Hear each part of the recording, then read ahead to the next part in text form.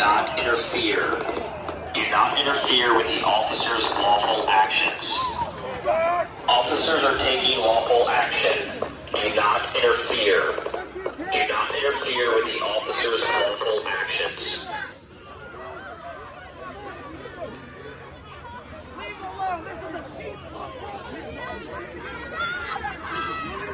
Officers are taking lawful action. So the Arctic is on fire?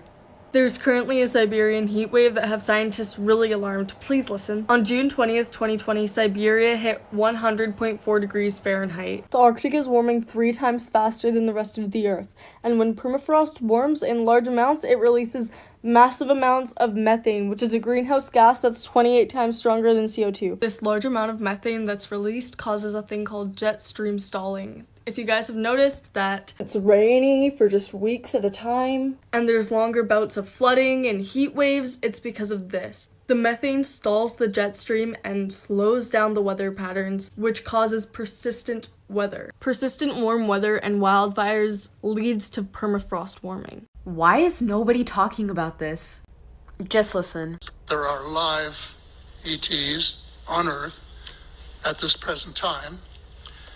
And at least 2 of them probably working with the United States government. First of all, this guy's the former Secretary of Defense of Canada. He's not just some random insane dude. Second of all, this video was posted 7 years ago. Why does it only have 50,000 views? I'm guessing someone didn't want us to see it. Third of all, the same guy has said that aliens have technology that could help us with climate change, but that they won't give it to us because we're too destructive. I wanted to see if a government official actually said this, so I checked Snopes, which debunks conspiracy theories, and they have deemed this one true. I'm pretty sure this is gonna get deleted, so do what you will with this information. This is literally the tip of the iceberg, so let me know if you want me to look deeper into it. It's just strange. Now I know what's real and what is fake. We're living in a simulation, folks. Mayonnaise is just zeros and Now I ones. know what's real, what's Wake fake. up!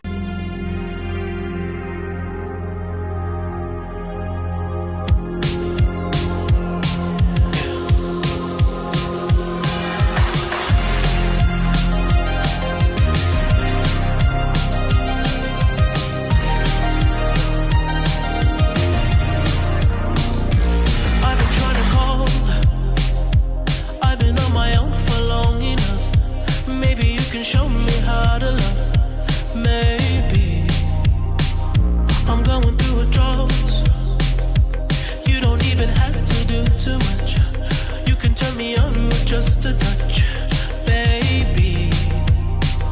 I look around since city's gone as I planned. When you had to bid a two, said you'd I'll remember that creepypasta hoax titled Ever Dreamed This Man? The story, which was later debunked as just a marketing ploy, centers around this unidentifiable man who inexplicably appears in the dreams of thousands of different strangers from all around the world. Well, I think that hoax might be real. Some of y'all already know that a while ago I made this horror miniseries called Household Rules, and it was based loosely on childhood events, just in the sense that as a kid, I remember having a very hyperactive imagination, and I was scared of ghosts. Then obviously as an adult, I no longer thought there was anything weird about this house, until I started getting comments from hundreds of strangers telling me that they have had nightmares before set in my exact childhood home. Then they go on to describe parts of my home that I either haven't filmed yet, or they give me detailed descriptions of nightmares that were the same reoccurring nightmares I used to have as a kid. Helpful commenters have suggested that this is a total bot. Obviously, I still hope that it's all a wacky coincidence, but have you dreamt of this house? So I saw a couple articles about this and I had to share. Apparently this little boy right here claims that he's a reincarnation of the one and only Princess Diana. Billy happens to be the son of an Australian TV host, David Campbell, and was born 18 years after Princess Diana's death. David said it all started when Billy found a card that his mom was given that had Princess Diana on the front, and he said, "Hey, look, it's me when I was a princess." Mind you, this happened when Billy was only 2 years old, 2. And David says that there's no way that he would have known of such things beforehand because his family doesn't even keep any royal memorabilia around the house. And that was his first time seeing that picture. And at just 3 years old, he would talk about her life like in so much detail. He would even refer to Prince Henry and Prince William. He even stated some eerie facts that not a lot of people would know, especially let alone a boy his age, and I will talk about that in part 2. So if you haven't watched part 1 yet of this little boy over here claiming to be the reincarnation of Princess Diana, make sure to do that first. Now, the eeriest part of the story happened when Billy was asked by his parents who else was in his family when he was a princess. And he answered saying that he had brothers and sisters, but in particular, he had a brother named John. Now, John actually passed away as a baby and was 1 year older than Princess Diana. His parents had no clue of this and actually had to search it online and found out that it was true, and his mom was like shook to the core, which I mean, I would be too. Like, another instance that surprised his parents was when he actually, in detail, described the interior of the Balmoral, which is the Queen's Christmas holiday home. Another moment that shook Billy's parents to the core was when his mom showed him a picture, and then he actually recalled the accident. And he said, quote unquote, "There's me as a princess, then one day the sirens came and I wasn't a princess anymore." So yeah, pretty interesting stuff. Let me know your thoughts below.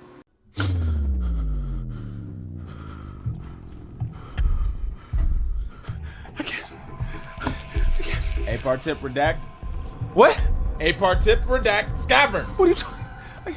Raverdent Scavern. So we're going to be talking about the Men in Black. A lot of you guys are probably familiar with the concept, as there were huge Hollywood movies made about it, starring stars like Will Smith and Chris Hemsworth.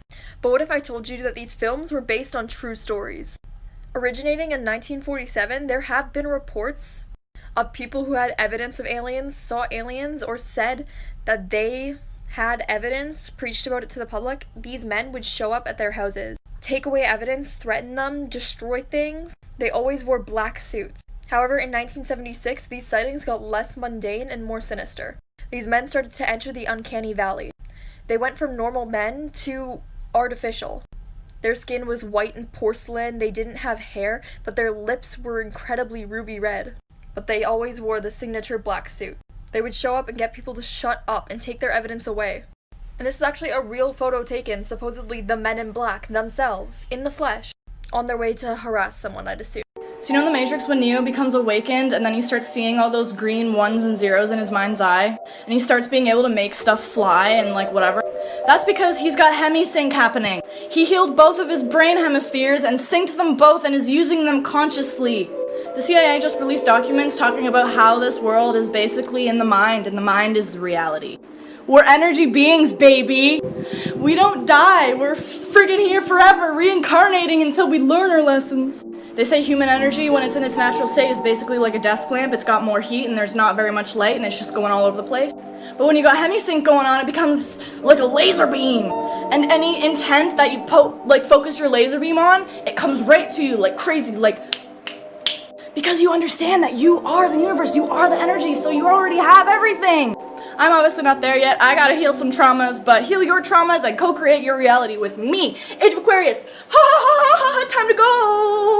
Have any of you thought of the fact that we may have opened a portal? Let's talk about something nobody's addressing. What if this crazy broom challenge was actually a trick to get us to open a portal? Because if you haven't noticed, 2020's been cursed ever since. I tried to go back to the normal dimension, but I went to one where the TV is now watching me. I hate when I mess things up.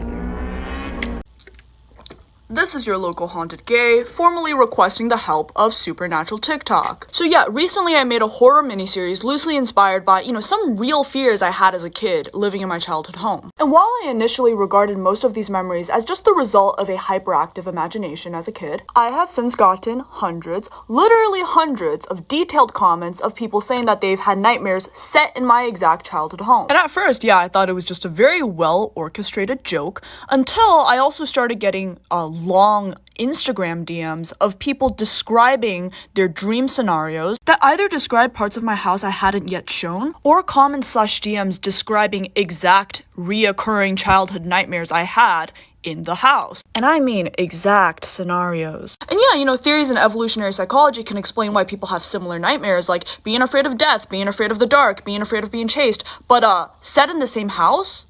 Why? So this lovely lady was talking about astral travel, and I commented and said, I met up with a girl I used to love in the astral realm because we needed to talk but lived far away from each other. And someone asked, can you make a video on this? And I say yes. So both her and I agreed that we would use this guided meditation for intergalactic space travel by Lena Grace on YouTube, because we'd listened to it and it's insane, and that we would also look for a certain color so we could find each other. I want to mention that there was a high amount of investment, which is one of the reasons that we were able to find each other, I believe. And when it began, I found her, but I didn't find the right color, so I kept on switching through scenes, like radio stations or something. Just scene after scene after scene of different events or different things, different places, and I was consciously moving through them. And then I finally found the color, and I was floating in the corner of my apartment. And she said she was outside looking at.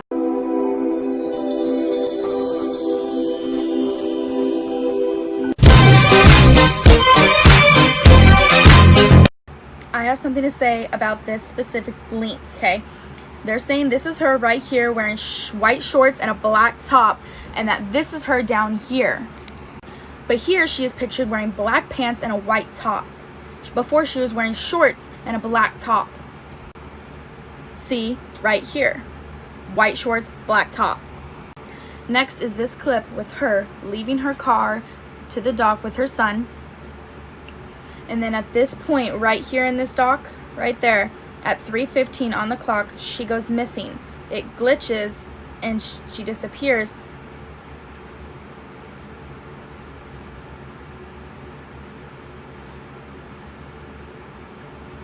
And she's gone. I rewinded it to see it again. Right at this point, she's gone. And they say she's pictured here at this corner. Okay, I'm like chilling here, just like minding my own business. And I know like I said everything was fake, but do you see this here in the sky? Wait, can you see it? There's like a cross right there. Hit the red button. What? Hit the red button now. I don't want to. How do I record? Hit the red button. I'm recording. Dad's a pervert.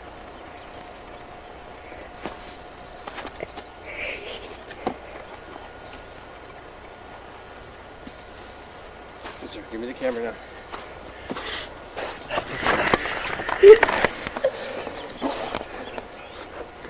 And you're still recording. And Lissa is stupid moron.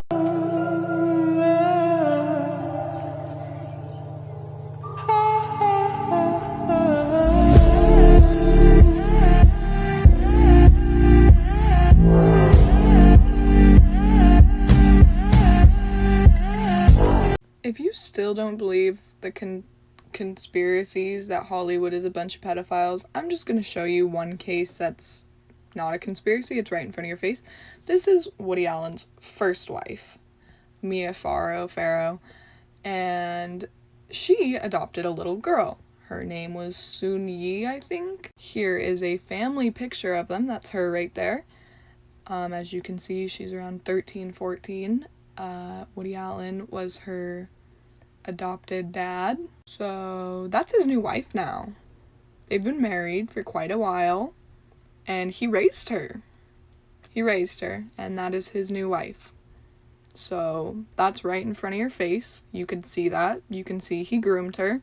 So if you still don't believe in this, you're just being ignorant.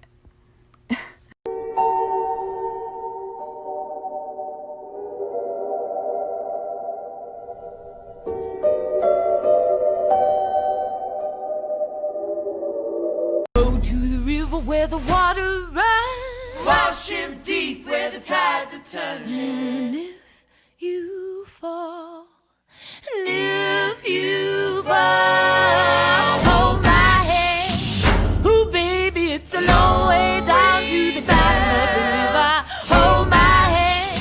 Ooh, baby, it's a long way down, a long way down. Hold my hand. Ooh, baby, it's a long way down.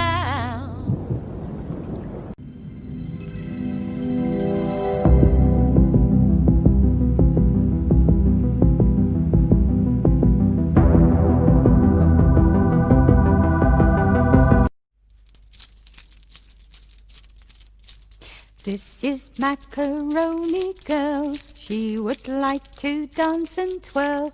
La la la la la la la. Okay, before we get started, add this to your favorites and click like and share and do all that shit. Okay, as you may know, if you've been following me on my Twitter or on here, about a week ago, I exposed a ring that was still active in Hollywood of predators going after young influencers now. Allegedly. However, I thought I was just stepping into a pond, and it turns out I'm stepping into a lake. Anonymous has just dropped documents linking Bryan Singer, the man who is allegedly behind a lot of the things that I discussed, along with a lot of other very, very powerful names. This is a almost 200 tweet long thread showing how they do it, how they funnel the money, the businesses they allegedly use, all of the connections that they allegedly have. They have witness statements. This isn't a conspiracy. This is a real thing happening in Los Angeles currently for the past 2 decades.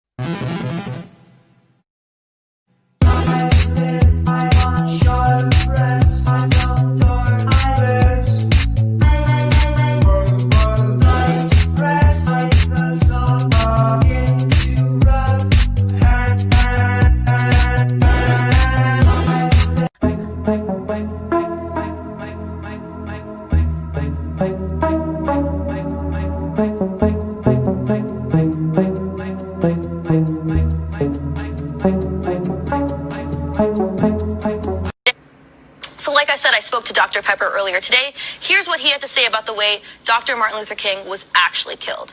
Wow. He wasn't killed from the bullet that hit him on the balcony. He was taken to the St. Joseph's Hospital, and he was killed in the emergency room of St. Joseph's Hospital by the chief of neurosurgery, Dr. Breen Bland, who came in when they were all working on him in the emergency room, and he said, "Get out of here, let that die."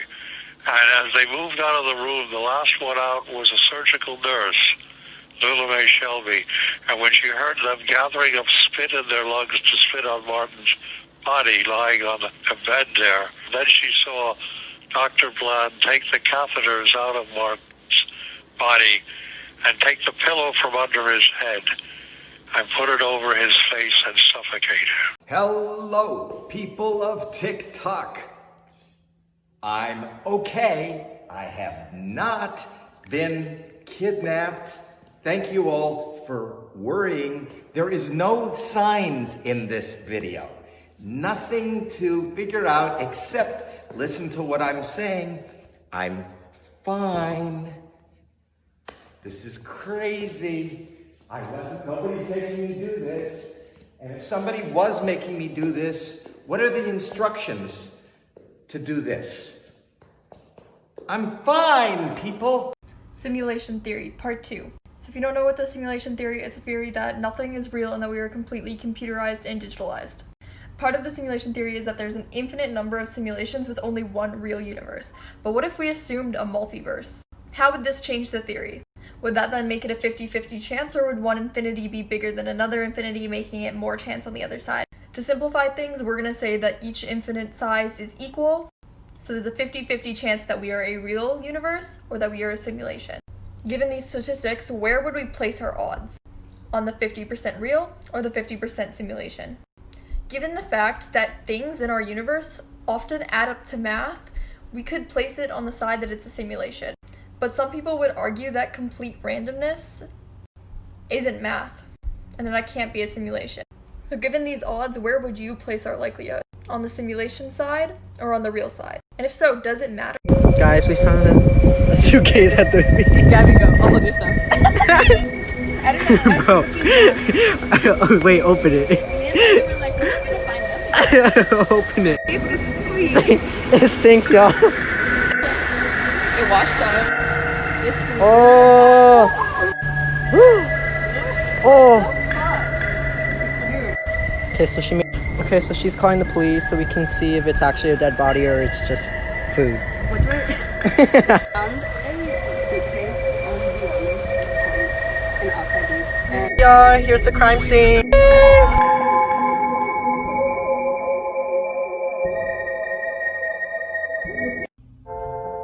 You should listen to the following music in such a way that through complete absorption in the sounds, you lose yourself and become fully involved with what you hear.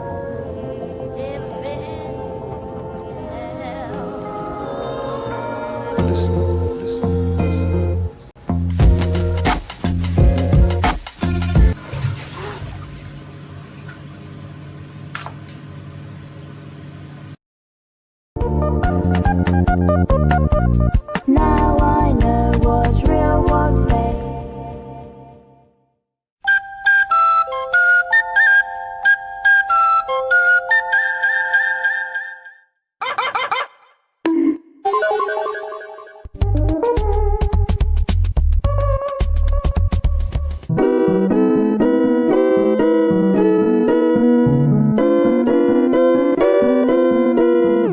Time is a tool you can put on the wall or wear it on your wrist. The past is far behind us. The future doesn't exist.